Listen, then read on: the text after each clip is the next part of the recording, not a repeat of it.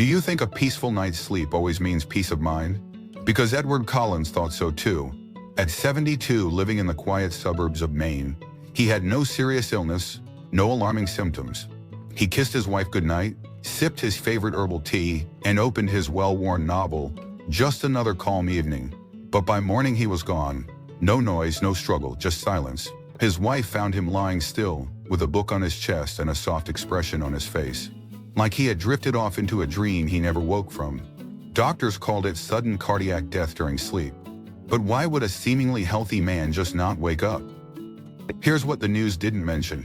Edward's story isn't rare.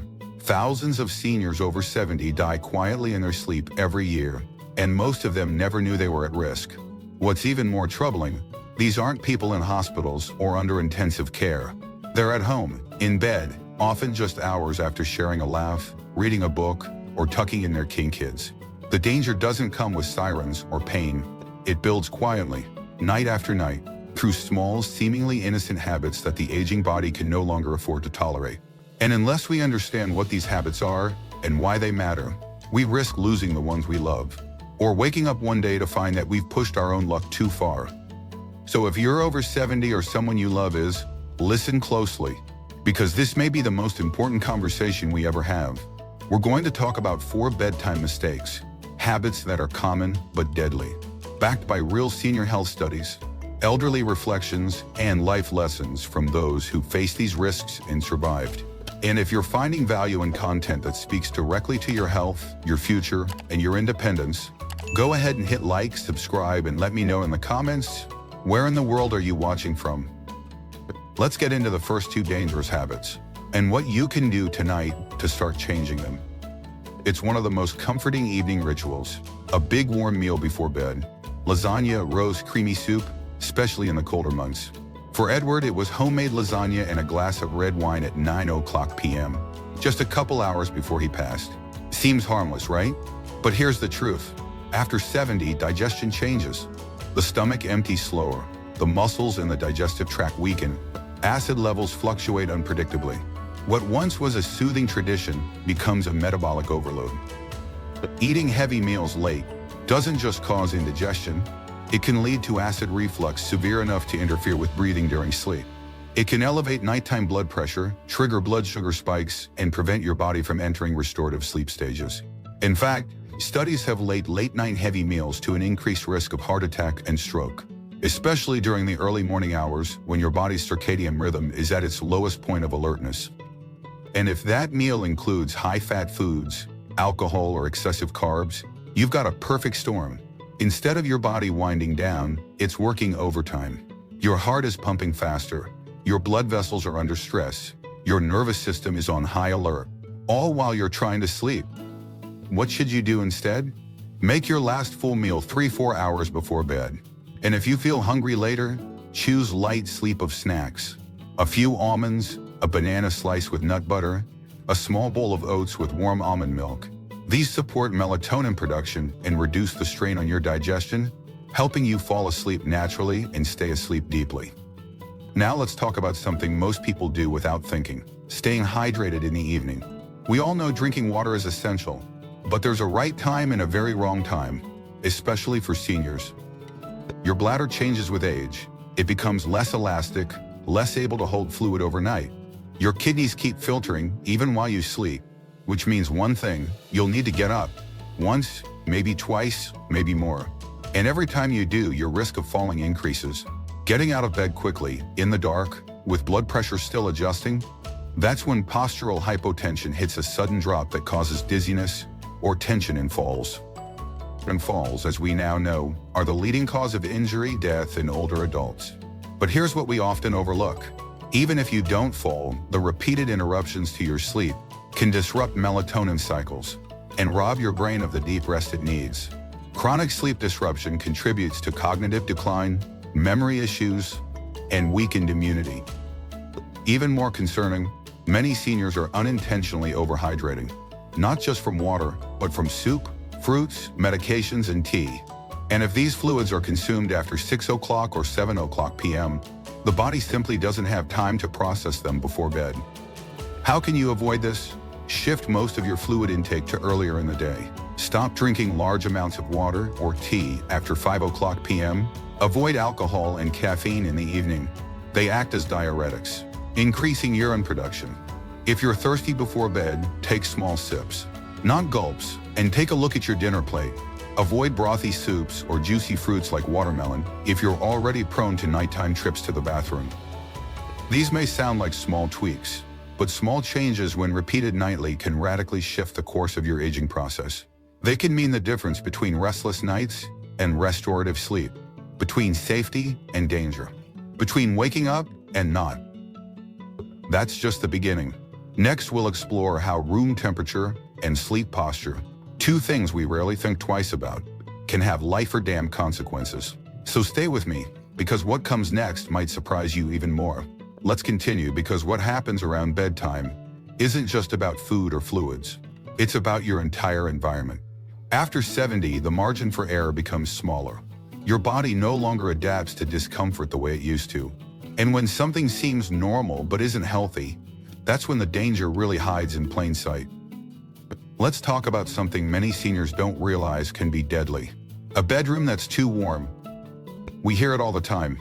Older adults often feel cold even when others don't. That's why so many seniors raise the thermostat, sleep under heavy quilts, or layer on thick pajamas. It feels comforting, it feels safe, but that sense of warmth might actually be making your heart work harder than it should. Here's the science. Your body cools down naturally before falling into deep restorative sleep. This drop in core temperature is critical. It's your body's signal that it's time to rest, repair, and recover. But when the room is too warm, or your bedding is too heavy, your body struggles to shed heat, and that struggle sends your heart rate up. What happens next? You toss, you turn, you wake up drenched in sweat. You might not remember waking up, but your sleep is fractured. Your blood pressure remains elevated. And if you're dehydrated, which happens easily in warmer environments, your blood thickens. Thicker blood means greater risk of clots.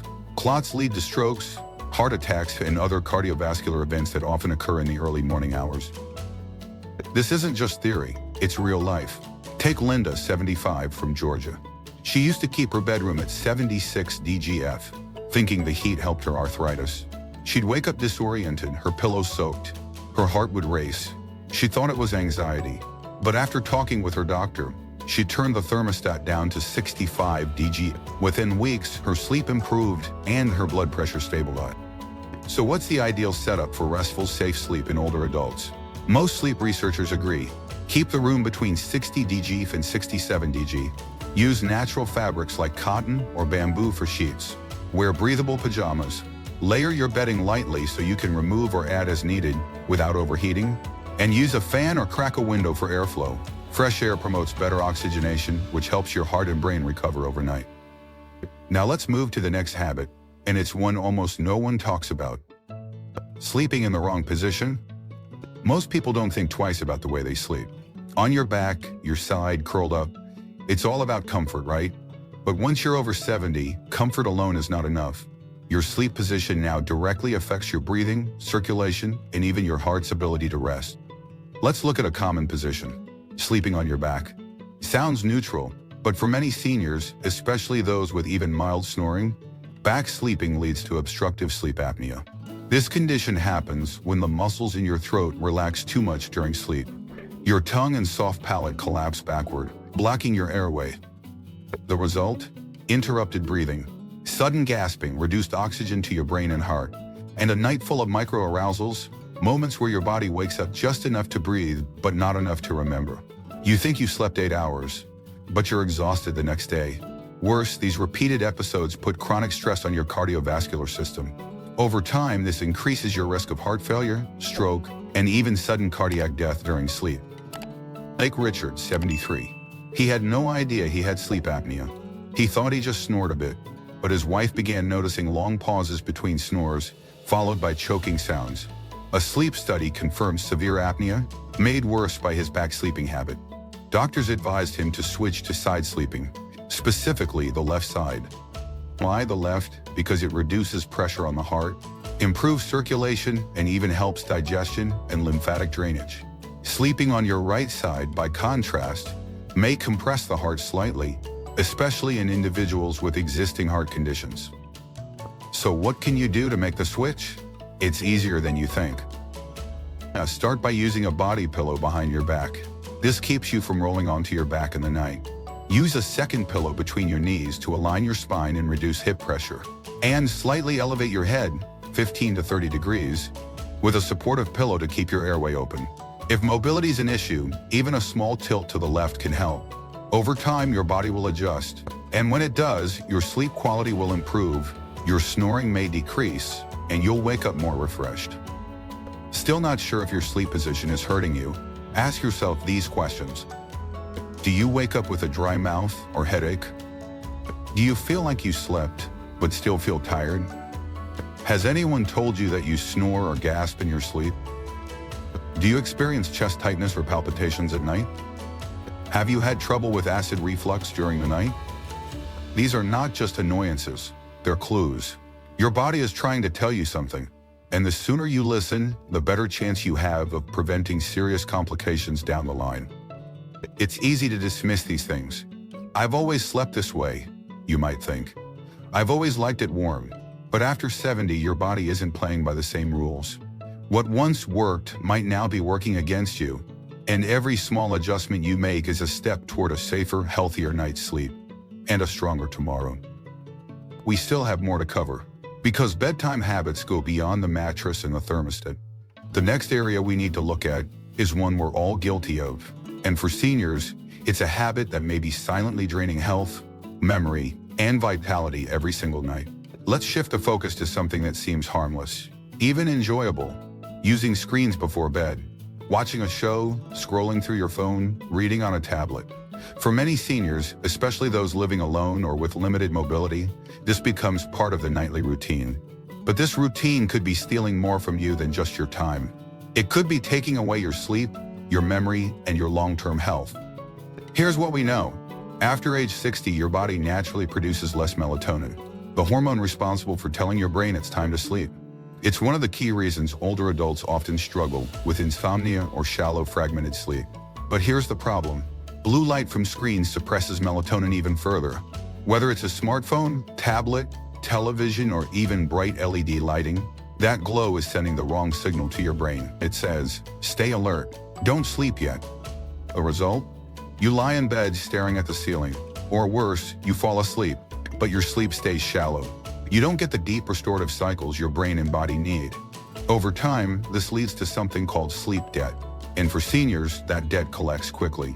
It shows up as forgetfulness, irritability, balance issues, and even weakened immune response. It can mimic dementia, it can fuel depression, and if you already struggle with high blood pressure or heart disease, this kind of chronic sleep disruption becomes even more dangerous. Let me give you a real-life example. Marjorie, 78, loved watching her crime shows at night. She said it helped her unwind, but she started waking up at 3 a.m. almost every night, couldn't fall back asleep, felt groggy and emotional in the mornings. She thought it was just part of aging.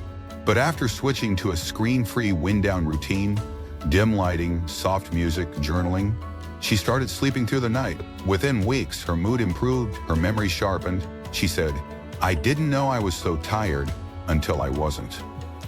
So what should you do? Turn off all screens at least 1 hour before bedtime. If you must use a device, enable night mode or wear amber-tinted glasses to block blue light. Replace screen time with relaxing alternatives. Listen to soft music. Read a paper book. Try light stretching or meditation. Dim your bedroom lights after dinner to cue your brain that the day is ending. These subtle shifts help your natural melatonin do its job, and that helps you fall asleep faster and stay asleep longer. And don't underestimate the power of darkness. True darkness. Use blackout curtains. Turn off hallway lights. Cover blinking electronics. Your brain needs that signal. Darkness means rest. Let it work for you, not against you. Now, let's wrap this all together, because when you look at these habits, late meals, excess liquids, warm rooms, sleep positions, screen use, they may not seem dangerous on their own, but aging is accumulation. These small stressors stack up over time. And when your body is already working harder to regulate blood pressure, heart rate, metabolism, and memory, it doesn't take much to push it over the edge. But here's the most important thing I want you to hear. It's not too late. You can change your routine tonight. You can shift one habit right now and feel the difference in days. That's the beauty of the aging body. It may be slower, but it's still responsive. It still heals. It still thrives when given the right conditions. So ask yourself, am I eating dinner too late? Do I drink water or tea after 7 p.m.? Is my bedroom too warm or stuffy? Do I fall asleep on my back or wake up gasping? Do I use my phone or TV right up until I close my eyes? These questions aren't meant to scare you. They're meant to empower you. Because your sleep is not just rest, it's your lifeline. It's when your heart repairs, your brain resets, your body fights inflammation and stress. It's the time your system clears toxins, balances hormones, and restores memory. Losing sleep means losing life slowly. But gaining better sleep, that means gaining time, gaining energy, gaining clarity. And remember, aging gracefully doesn't mean ignoring change. It means listening to your body, learning from experience, and choosing wisely. Just like the many seniors we've spoken to, people who've reversed years of poor sleep simply by adjusting their evening habits. People who now wake up clearer, calmer, and with more joy. People like George, Linda, Richard, and Marjorie, each of whom made one change that protected their sleep and extended their life. So here's your challenge. Tonight, don't just go to bed. Go to bed with purpose. Choose a lighter dinner. Keep your fluids earlier. Cool your room. Shift your sleep position. Power down your screen and notice what happens. Not in one night, but in a week, a month, a season. Your body will tell you, your mind will thank you, and your future self will be grateful. Because sleep is not passive, it's powerful. And the choices you make today determine the mornings you'll wake up to tomorrow. If this message helped you or reminded you of someone you care about, share it. Drop a comment with what habit you plan to change tonight. Like and subscribe if you'd like more content that puts your health, happiness, and independence first. And tell us, where are you watching from? Your story could be the one that saves someone else's tomorrow. Here's to longer nights of peaceful sleep and brighter mornings filled with life.